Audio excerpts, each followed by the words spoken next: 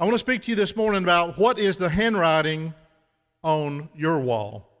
Daniel chapter 5.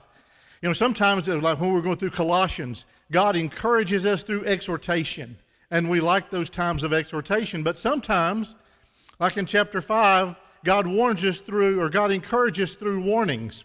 And I'm thankful that God warns us because it helps me know where the line is.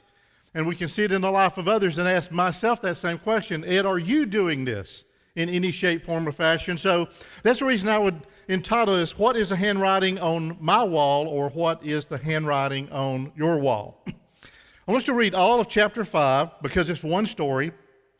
And we're going to be talking about Belshazzar's feast. And I want to remind you that Belshazzar was the great-grandson of Nebuchadnezzar. 23 years has passed between chapter 4 and chapter 5. And beginning in verse 1, it says, Belshazzar the king held a great feast for 1,000 of his nobles.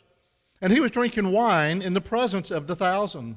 When Belshazzar tasted the wine, he gave orders to bring the gold and silver vessels which Nebuchadnezzar, his father, had taken out of the temple which was in Jerusalem, so that the king and his nobles and his wives and his concubines might drink from them. Then they brought the gold vessels to him that had been taken out of the temple, which were the house of God, which was in Jerusalem.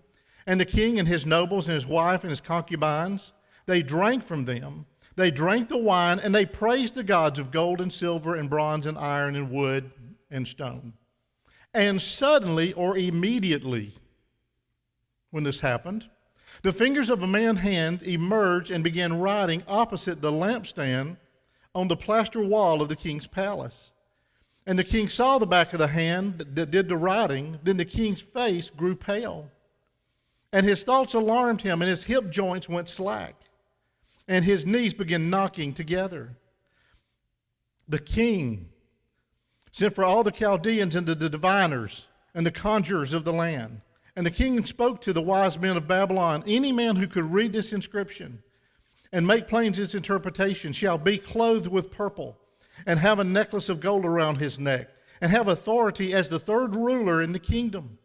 We'll stop here for a moment because I want to remind you his father was still alive. His father was out fighting the Persians and the Medes, and he had actually turned the ruler of Babylon over to his son Belshazzar. So we find here that he said, I'm going to make you third ruler. So you've got the king, you've got Belshazzar the king, who's ruling king, and whoever could answer this, any of the conjurers, would be the third man in charge, a third ruler of the kingdom. Then all the king's wise men could not read the inscription or make known this interpretation to the king.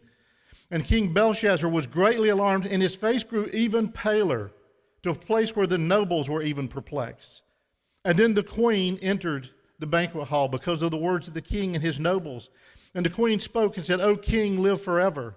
Do not let your thoughts alarm you, or your face be so pale. There is a man in your kingdom who has the spirit of the holy gods, as in the days of your father, and the illumination and insight and wisdom, like the wisdom of the gods, is found in him. And King Nebuchadnezzar, your father the king, appointed him to be chief magician, and of the conjurers and the Chaldeans and the diviners, because he was such an extraordinary spirit, and he had knowledge and insight and interpretation of dreams and explanation of enigmas and solving difficult problems. These were all found in Daniel, whom the king named Belteshazzar. And Daniel was now summoned, and he will declare to you this interpretation. Verse 13, and Daniel was brought into before the king.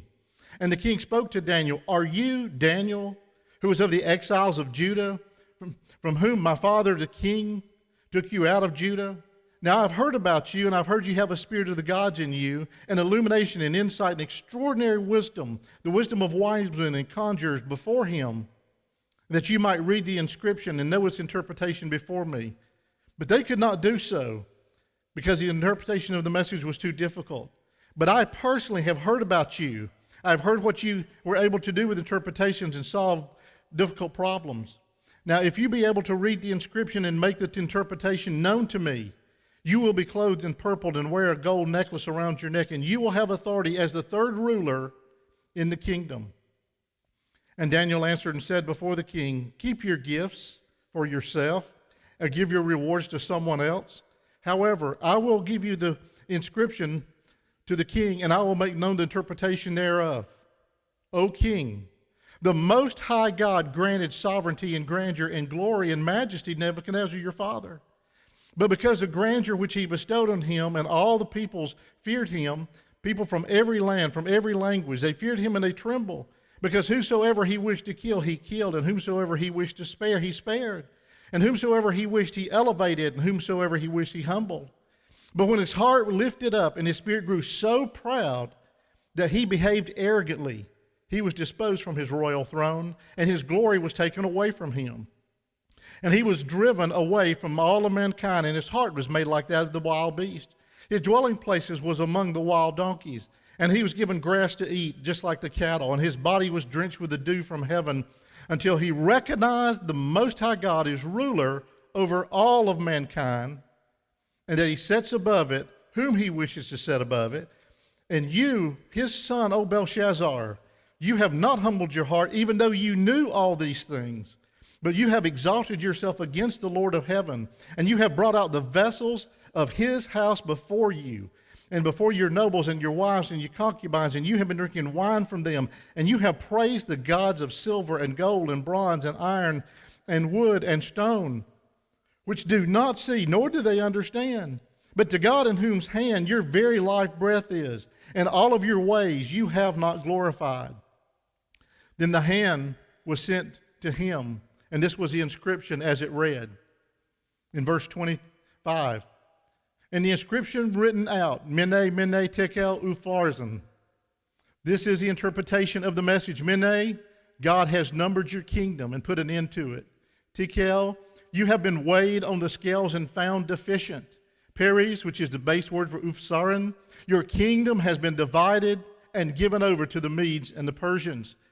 Then Belshazzar gave orders and clothed Daniel with purple and with a golden necklace around his neck, issued the proclamation to him that now he had authority as the third ruler in the kingdom. And that same night, Belshazzar, the king of the Chaldeans, was slain. So Darius the Mede received the kingdom at about the age of 62. When we first begin to read this passage, it seems to come out of nowhere. I mean, why skip 23 years and go from Nebuchadnezzar until this? But it seems to me that when we read that Nebuchadnezzar died in 562 BC, his son, evil Merodach, took the throne for 5 years. He was killed by his brother-in-law, Nigris-Kaleser, who ruled for 4 years. And then his son, Labashi-Marduk, ruled for only 1 month. And it was overthrown by Nebuchadnezzar, who was Belshazzar's father.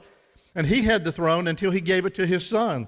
But here's what it boils down to. In Nebuchadnezzar's life and in his life, we see these bookends showing that God is sovereign, because God has said that he is ruler over all of humanity, over all of mankind, over all kingdoms, over all rulers. And we see that in Nebuchadnezzar's life. We see it in Belshazzar's life. And so when we see it, it's kind of like bookends. And this is God stating, I am in control of your life.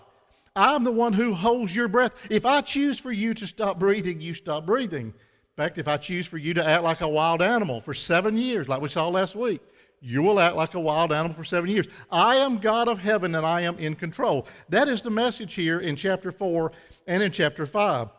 So we see them putting this together because God in heaven is the ruler over all of mankind. The focus of chapter 5 is the foolishness and the wickedness of a pagan king, and how God's judgment took his kingdom away from him. But in order to understand the passage in its entirety, we need to remember that Belshazzar is running a kingdom while his father is off fighting battles, which he's the true king. And so here, what's interesting is the very night that Belshazzar decides to throw a party. He doesn't realize it yet, but the Babylonian army has fallen. The outskirts of Babylon are under siege of the Medes and the Persians. He doesn't know how close the end really is. And he decides to have a party and invite the who's who of Babylon. And so now he's having the party. It seemed like a great time to have a party.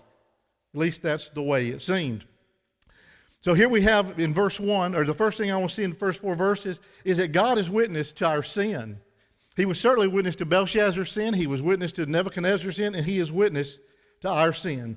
Belshazzar, his wives, his concubine, 1,000 royal nobles, all decked out in their party clothes, the finest they had to wear, most opulent jewelry. They were fragranced with the best perfume, and dancing would have been a sight. Think about it. in a grand ballroom, which they, by the way, they've uncovered in the excavation. They've uncovered the grand ballroom where all this would have taken place.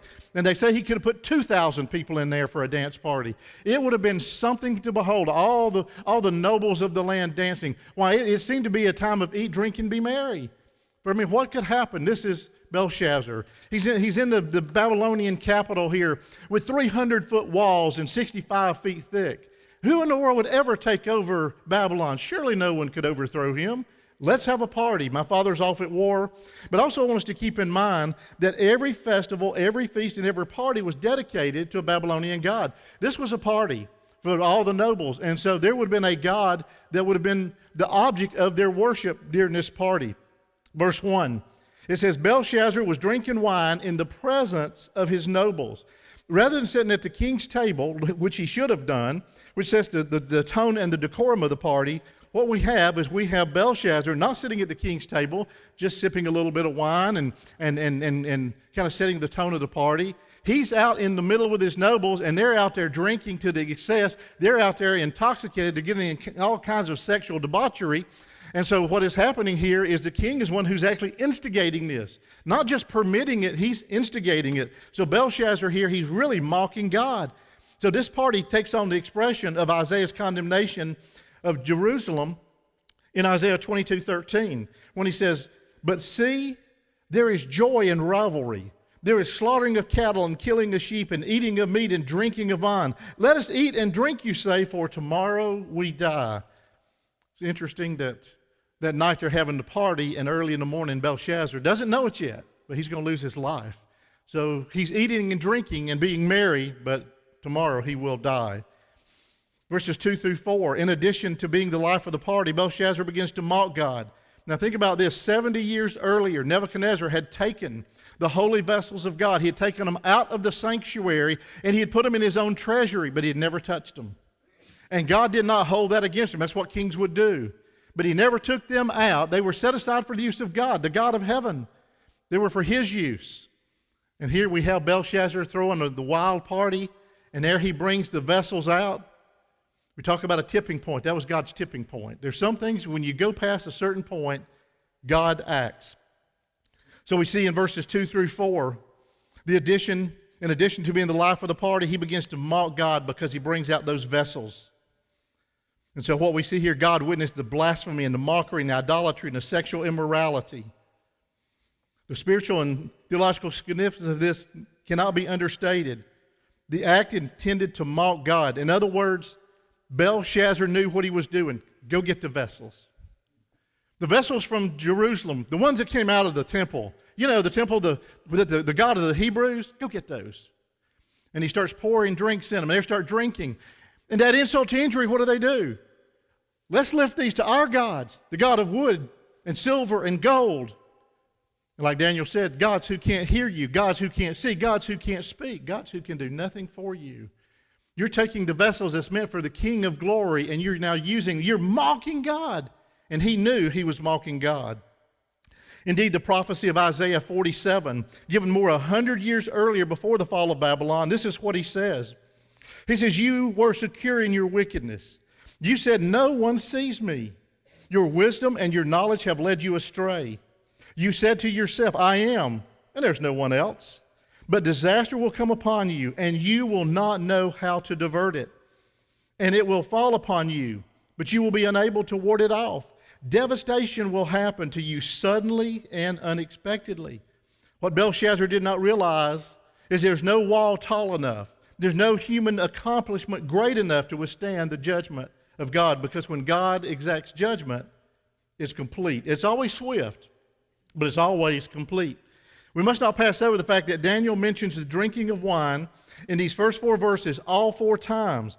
And what he's talking about here, he's saying Belshazzar was drinking, and he was drinking, and he was drinking, and he was drinking. In other words, he was intoxicated. So what happens when you're intoxicated? You begin to make bad decisions.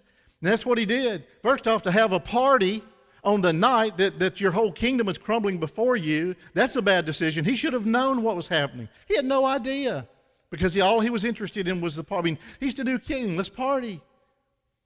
Another bad decision, going and getting the vessels out of the sanctuary. Another bad decision, drinking from them just as a party. And then the worst one is offering it to the false gods. He made a lot of bad decisions that night, and one of them cost him his kingdom, and one of them cost him his life. And Daniel says he was drinking, he was drinking, he was drinking, he was drinking. And that's what happens when we drink in excess. That's what happens when we begin to make bad judgments. We begin to do stupid things. All of these things that he did were stupid. They could have been avoided. Could have been a whole different outcome. But it also reminds me that God sees what we do too. You know, we're not exempt from that. He saw what Belshazzar did. He saw what Nebuchadnezzar did. He sees what we do. Which brings me to my second point in verses 5 through 9. God confronts us in our sin. He's going to confront Belshazzar here, and Belshazzar is going to come to a stark realization. We're going to see him go from a drunken stupor stage to a check with reality going, okay, what is going on here? Notice what it says, the lampstand. This is the only place it's mentioned in the passage, and the evidence here shows it would have been a place well lit. In other words, everybody at the party would have seen it. Now, when you're in a ballroom that would hold 2,000 people dancing, it's a huge ballroom. And in one place right across from where the lampstand was is where the hand wrote it. In other words, it wasn't done in secret. It wasn't done just so the king could see it. Everybody at the ball would have known something's taking place here. And they're going to find out exactly that it's Belshazzar's sin. Belshazzar and his guests were blinded by the pursuit of their lust. They were mocking God, never realizing that tonight it was going to cost them their very soul. Reminds me of Luke 12:20. This night your soul will be required of you. Then whose will all these things be that you have provided? Look at verse 5. It says, when Belshazzar began to lift the cups up and praise the gods of Babylon, in verse 5 he says, suddenly, or in that moment, immediately, when Belshazzar began to abuse the sacred vessels of God for worship and debauchery, God immediately responded. And we're going to see why in just a moment. It's dangerous for you and I to run around with Belshazzars. They have no regard for God whatsoever. They don't care if there's a God. If there is a God, he's not in control, or he's blind or stupid or ignorant or something. They don't care about God. And there's a lot of Belshazzars around. I used to work with a fella, and I liked him because he was funny. And you know, he seemed to be a nice guy, but my wife kept telling me there's something wrong with him. You need to be careful. There's just something not right. No, he's a great guy. I hired him to work with me. He actually worked at the place where my wife did, and he got fired from there, and I hired him. I've never been a rocket scientist, okay? I learned things the hard way. But she told me, she says, I worked with him. I know there's something not right. No, he's a great guy. He's a great guy. Well, after a year, I learned what a God hater he really was. There was something wrong with him. And if I had let him drag me down that rabbit hole with him, my life would have been a different story too. I would have to say he was a Belshazzar. I'm thankful my wife knew it before I did, because at least she could warn me. And thankfully she did. We need to realize your body's a temple and my body's a temple, and we don't need to hang around with Belshazzars that's going to drag us down, because according to the Apostle Paul, your body's a temple of God. You are set aside for God's use on this earth until he takes you home. And we're to keep that body clean and holy and righteous as we can possibly do it, and we need to be careful and not go around partying with Belshazzars. By the way, look at verses 5 through 9. This is so unusual. The handwriting on the wall brings Belshazzar and his nobles from their break with reality back to a reality check. What's going on? Seriously? These kinds of things don't happen. I mean, this is like a Friday night horror show. A hand is writing on the wall. Now, if we thought what happened in chapter 4 was bad, with him turning Nebuchadnezzar into the beast and making him live for 7 years out as a wild animal, what is taking place here? A hand is writing on the wall. I remember when I was growing up, some of you that are my age will remember. You remember Friday Night Frights or Friday Night Shocker? And it had the Mummy and Frankenstein and all those. Remember all those? I mean, those were good, healthy, wholesome movies back then, if you're 5 years old. But I always liked Friday night because I liked the horror show. You remember the one that had a hand, just a hand, and the hand would crawl across a table or a floor? Where do you think they get that from? We even say, hey, handwriting's on the wall. Where do we get that from? We get it from here. 2,500 years ago, the God of heaven wanted to make a point to Belshazzar, and he does the most outrageous thing you can think of. He has a hand, not a whole man. He has a hand writing on the wall. No wonder Belshazzar got afraid and got even more afraid. I mean, this was not normal. What would drive God to do that? God is angry. We call that righteous indignation because something that Belshazzar knew was set aside for God's use. He's now mocking God in the most highest way you can mock God. How dare, look, I'm even offering this to other gods. Who do you think you are, God of the Hebrews? And he's about to show him who he is. God goes to extreme measures sometimes to get your attention. Remember last week we talked about if God wants your attention, God knows how to get your attention. He will get our attention. And it may be extreme. And if America doesn't turn back to God, he will get our attention, and it may be extreme. Notice Belshazzar's response to the handwriting on the wall. First, he lost all the color in his face. Second, his alarms went off in his mind, saying, I am alarmed at my thoughts. Third, his body went limp. And fourth, his knees began knocking. Now, this is the king. The king's supposed to be mighty. This is the king of Babylon, for goodness sake. And he's a whiny, sniveling, snotty-nosed little brat. That's the best way to, he's a mess. He can't even control himself. He's in shaking. This is the king. Verse 7, Belshazzar offers a robe and gold and lofty position to anyone who can tell him, but no one can tell him what it meant. In verse 9, his face became even more pale. If it wasn't bad enough after the wise men said, King, we don't know, he gets even more afraid because no one knows. We need to remember what's going on. All the nobles were there and they'd see it. But this was Belshazzar's feast. This was Belshazzar's doing. And Belshazzar's going to answer for his sin, whether in front of or not in front of is not the issue. He's going to answer for sin alone. You realize you can be alone and be in a group of 1,000 people and be alone? Would you like to be Belshazzar at this point? I'd rather be anybody there. I'd rather been a concubine than Belshazzar. He's alone. The human defiance is clear here. But you may wonder, was there a divine opportunity that would appear for Belshazzar? Look at the end of verse 9. In the end of verse 9, God has terrified Belshazzar. Religion had failed him. His friends had forsaken him. And he was reduced to a shivering, sniveling mess with no support whatsoever. No one was supporting him. And here he's sitting on the edge of the abyss between hope and no hope. And he has a decision to make. And what does he do? Listen, every time God takes humanity or takes a man or a woman and he takes us to a place where he's removed all of our idols, he's smashed all of our props, he's laid waste to the things that we think are important, there's always that moment of favorability, a moment where things can change. We see that in Nebuchadnezzar in chapter 4.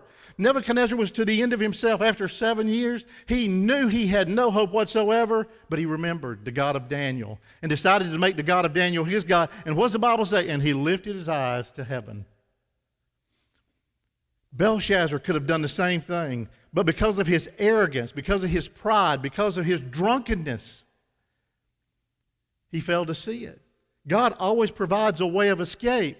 But it's up to man to take that way of escape. And when we blind ourselves to it, we don't even see it. There's no doubt Belshazzar never saw the way of escape at the end of verse 9. But he had hope or no hope, and he chose no hope. The third thing is God exposes our deficiency. Look at verse 10 through 28. Verse 12, the queen enters. By the way, this is the real queen. She's the queen mother. This would have been Belshazzar's mother, Nebuchadnezzar's wife. And she instructs Belshazzar to call Daniel. This proves that Daniel still had influence even 23 years after Nebuchadnezzar's death. And in verses 13 through 16, Daniel promised to do the same thing as the wise men promised. He says, I don't want your clothes. He's not being disrespectful here. He's just making it clear, you have nothing I want. King, I will interpret for you. I'll read it and I'll tell you what it means. But I don't want your gold. I don't want your silver. I don't want the robe. I don't need anything. I'm just doing it because God's wanting me to do it. So he makes it clear, I don't want your gifts. And then notice, though, I love this, that before he translates the message, Daniel preaches a clear gospel message. He schools everyone at the feast as to what recent history was really all about and biblical theology. He's saying there is but one God in heaven, and this is what it's really all about. Don't miss the fact that Daniel mentions God 5 times in verses 18 through 28. He calls him the Most High God, the Lord of heaven, and the God who holds your very breath in his hands. You would have thought that last one would have gotten Belshazzar's attention. I mean, think about it. God does hold our last breath in his hands. That's kind of a scary place to be, unless you're in a right relationship with God. Surely that should have got his attention. Notice what he says here in verses 18 and 19. He says, the Most High God gave your predecessor Nebuchadnezzar his kingdom with all its glory and all the privileges going along with it. He says in verse 20 and 21, your father, refers of course to Belshazzar's great-great-grandfather. He says he was arrogant and prideful. He goes back through the whole story again, telling what we learned last week in chapter 4 about how he's put out in the field for 7 years. And when he looked to heaven, his mind returned to him, and God restored him to being a king again for 7 months. And notice what he says here. He says, and you knew this. Belshazzar would have had to know. He was his great-grandson. It was all the stories are told down from generation to generation to generation. You'd remember those things. For example, in America here, y'all remember the Salem witch trials? Now, I know you're, okay, I'm not saying any of you is old enough that you were there. I'm just asking you, remember the stories of those? Okay, I want to clarify that. Well, we hear those stories, but listen, if you had somebody in your family that was burned at the stake, do you think your family would have been talking about all these generations and you would know it? And what happened to Nebuchadnezzar? The fact that he was the greatest king ever of Babylon, and God turned him into a raving beast for 7 years, and then God restored him. That story would have continued on and on and on. In fact, Daniel says, and you know that. You knew all these things, and he says, you're guilty. In other words, you have no justification for not knowing. You knew he was the God of heaven, and you intentionally mocked him. Verse 26. The handwriting on the walls, written in Aramaic, is Mene, Mene, Tekel, Uphasarin. Literal translation is numbered, weight, and divided. And that's where we get that. You've been weighed in the balance. Isn't it amazing the things that society picks up? Well, you've been weighed in the balance and found wanting. It's scriptural. Well, the handwriting's on the wall. I don't know how he didn't see that business was going to fail. Handwriting's on the wall. I don't know why they didn't see that marriage was going to fail. Handwriting's on the wall. We hear all those things. It comes from this. 2,500 years ago, God wrote this for Belshazzar, and we still talk about those kinds of things today. And it literally means you've been numbered, you've been weighed, and you're deficient.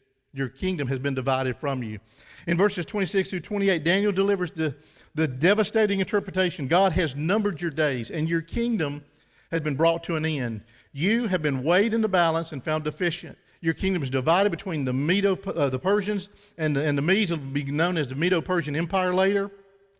God's closing the door on the Babylonian Empire. Nebuchadnezzar had built an amazing empire, something that this world will never ever see again from a human hand.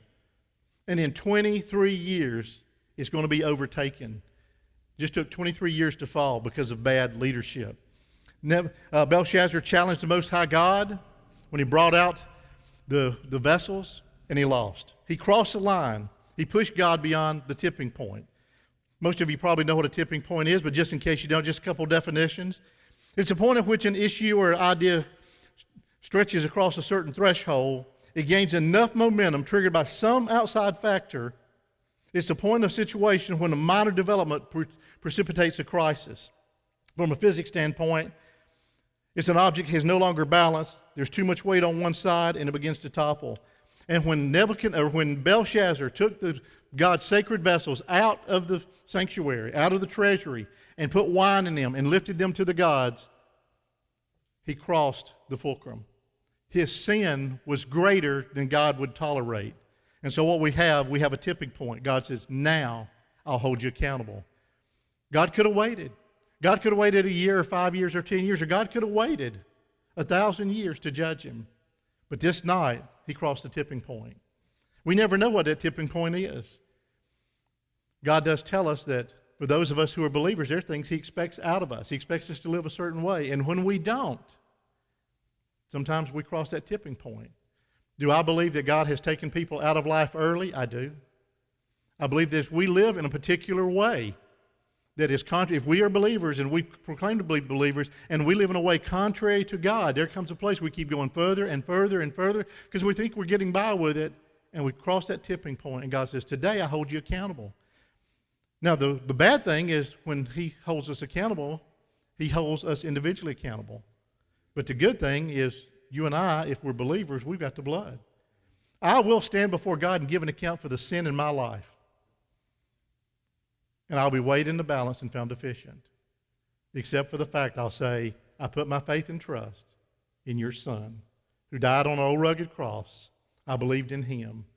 And that's what will get me into heaven. That's what will cleanse my sin. That's what will forgive my sin, is the blood of Christ. Belshazzar didn't take that opportunity. He had an opportunity, but he didn't take it. The tipping point. It's kind of like when some people get sick. We hear about the flu. A few people get sick. The more get sick, it's an outbreak. But then there's a tipping point. When more people are sick than are well, and there's no longer an outbreak. What is it? It's an epidemic. Where is that point? I don't know. Where's that point where God says, I'm going to let you live out your life, and I'll deal with you at the end of your life? Or God says, enough's enough. Ed, you're not going to do that any longer. Come home. I believe there are people who their lives have been ended early. Belshazzar was one of them. His life was ended early. He wasn't at an age to die, but his sin caught up with him, and he didn't have the blood of Christ. So Belshazzar gained significant momentum and triggered God's wrath and precipitated a crisis, and God said, enough is enough, and I'm going to hold you accountable. We need to be careful as we examine our own lives and realize that the only hope for you and I is the blood of Christ. And we best not forget there is a day coming when every knee will bow and every tongue will confess that Jesus Christ is Lord, to the glory of the Father. And the last thing I very quickly want to deal with in verse 29 through 31, 4 is God deals with our unrepentant sin. See, that's a good thing. If you and I repent of our sin, God forgives us. In Sunday school, we were talking about the difference in if we sin today and how is it we can sin tomorrow and the next day and the next day and continue sinning. And this is what I think Scripture teaches, is if you, as believers, we do sin. The difference is when as believers we sin, we ask God to forgive us today, and tomorrow or next week or next month when we do the same thing, we have a broken heart, and it breaks our heart because we don't want to sin against God. And so we, in sincere genuineness, ask, God, forgive me now. And there are times we ask God to forgive me and forgive me and forgive me, but we're sincere. We really want to break that sin, but for some reason we're holding on to it. But there's genuine repentance in our heart. For a person that can sin and sin and sin and sin and sin and sin, and they don't worry about it, well, I would worry about their salvation, because the Holy Spirit is what convicts us. There was no convicting in the life of Belshazzar. Verse 29, I like this here. And when we think about how God always rewards his people, it says, verse 29, then Belshazzar gave orders, and they came and they clothed Daniel with purple and put a necklace around his neck and made the proclamation that he's now the third ruler in the kingdom. God always rewards those prophets, those children of God who stand up and be what God's called us to be. When we're faithful to him, he always rewards us. We see it earlier in Daniel. We see it with Shadrach, Meshach, and Abednego. We see it here with Daniel.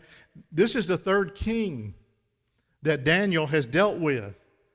And all of them are promoting him. The interesting thing is, Belshazzar didn't even realize he don't have the authority to do that. He's about to die. His kingdom's already been taken over by the Medes and the Persians. They just hadn't got in the city yet. At least for the next few moments they hadn't. He didn't realize he don't have the authority to make him third because he's about to die and there's coming a new king. Kind of tells us we don't know when our time is either. I remember back in 2005, my first book was published, and there was a radio station in Orlando that wanted to interview me, do a 30-minute interview, a Christian radio station. And so I flew down, rented a car, and went there. And my mom and dad only lived about an hour and 15 minutes, hour and a half away, and in Indian Rock Beach. And so I thought, well, I'm going to go spend some time with mom and dad today, spend the night, and fly home tomorrow. And so I spent the day with my mom and dad, and it was great, just a day like I'd always spent with them, And it was fun, and we laughed and cut up. I didn't realize that 10 days later, on my birthday, on Christmas Eve, my mom would go in the hospital and never leave. I was there 10 days earlier. And my conversation was no different than it had always been. I mean, I had no idea. How do you know? You can't know. I don't know when my time is up. Belshazzar didn't know his time was up. But he wouldn't make it throughout the night. And then in verse 30, and that same night, Belshazzar, the Chaldean king, was slain. He was murdered. And Darius the Mede received the kingdom at about the age of 62. Just a few hours earlier, when Belshazzar decided to have this party, he had no way of knowing that within a few hours he'd be weighed in the balance and found deficient, and God would take his kingdom away from him. None of us know the time or the day or the hour. Sometimes it may seem time to throw a party, and God may have a different story. There's a Greek historian from the 5th century when this was taking place, 5th century BC. His name was Herodotus. And he says that on October the 11th, the night of October the 11th, in the morning of October the 12th, 539 BC, Belshazzar was murdered. These are his words. And that same night, the Medo-Persian army did not attempt to storm the impregnable walls of Babylon, which were 300 feet tall and 65 feet thick, and stretched for 56 miles around the city. But instead, the Medo-Persian army diverted the Euphrates River that ran under the walls of the city, and the army walked across under the walls. They invaded the city. Herodotus tells us that all this happened on a night when the Babylonians were feasting. It was a time of drunken debauchery, his words. Belshazzar was removed from life, and Darius the Mede was given the kingdom of God, or kingdom of Babylon, by God. God's judgment was executed swiftly, like lightning from heaven. My fear is if our country don't turn back to God, we'll face something similar or perhaps worse. God has been great to us. He has been gracious. We have seen his mercy and his grace year after year after year, decade after decade after decade. But as a nation, we are turning our backs on God, and we are mocking God. When you can now kill a baby in the state of New York up until the moment it takes its breath, and people are in a Congress, and they're raising and cheering, that's slapping God in the face, because the Bible makes it clear that God and God alone gives life and takes life. We don't have that right. And when we stand up and we do those kinds of things as a nation, where's the tipping point? I don't know where the tipping point is, but I know there is one. My hope is that we as a country will turn our backs away from sin and go back to God and fall on our knees and say there's only one God in heaven and we need to live by his teachings. Oh, what a different world that would be. But when I read through it and later on as we go through Revelation, we're going to see that's not the course that's laid out. And it's not God's wanted that way. God permits it to be that way, but God doesn't want it that way, but because of the wickedness of our hearts. Also makes me wonder why, when we read through the book of Revelation, while we see all these countries, you can say, well, that's Russia, this is such and such, but you don't find any mention of anything that we can actually recognize as being the United States of America. I don't have an answer for you. I'm just saying there's an enigma there. Why is it we're not even, we're a great power, at least we think we are, just like Nebuchadnezzar and Belshazzar thought they were great powers. I think an appropriate word for us today might be this. Proverbs 1, 22 through 26. How long, simple ones, will you be ignorant? How long will you enjoy ignorance? How long will you be mockers enjoying mockery? And how long will you fools hate wisdom? If you respond to my warning, then I will pour out my spirit upon you and teach you my words. But since I called out and you refused, I extended my hand and you paid me no attention. Since you neglected my counsel and did not accept my correction, I in turn will laugh at your calamity. I will mock when terror strikes you. Those are pretty sobering words. Like I said, I think they're a warning to us today as a country. Now, I do believe the reason God has spared us is because of his people. And so what I would encourage all of us to do as believers that have put their faith and trust in Jesus Christ is stay on our knees for our country. There is not a Democrat or a Republican or an independent or any other man ever born that can solve our problems. Only Jesus Christ can solve our problems. We need to stay on our knees. And maybe by the time we reach this community and this place is full 2 or 3 times on Sunday, we'll have a lot more of us to praise him and to pray. And I do believe that will happen. This place will be full of people praising the name of Jesus, living out the very best we know how to live out until he comes back for us. 3 points of application. One, from the lives of Nebuchadnezzar and Belshazzar, we clearly see that God is in control, is in total control, even though some people fail to see it. It is God in heaven that raises up rulers in kingdoms. It is God who takes them down. The question is, in our own life, are we giving God the authority? Do we realize that He has that authority to tell us how to live our lives, or are we living like Nebuchadnezzar and Belshazzar, and we're living our lives the way we want to live them? The second point I think we can take away is God is a witness to our sin. Just as we are holy vessels, just like the holy vessels of Judah, God protects us, and we need to protect our vessel. God treasures us as His vessels, and we need to keep those vessels clean and holy and pure. And then third, God hates pride, arrogance, and idolatry. And when pushed beyond a tipping point, we clearly see that He executes judgment. We've seen it last week in chapter 4. We see it this week in chapter 5. And so what I would ask you is, by the way you're living your life, what is the handwriting on your wall?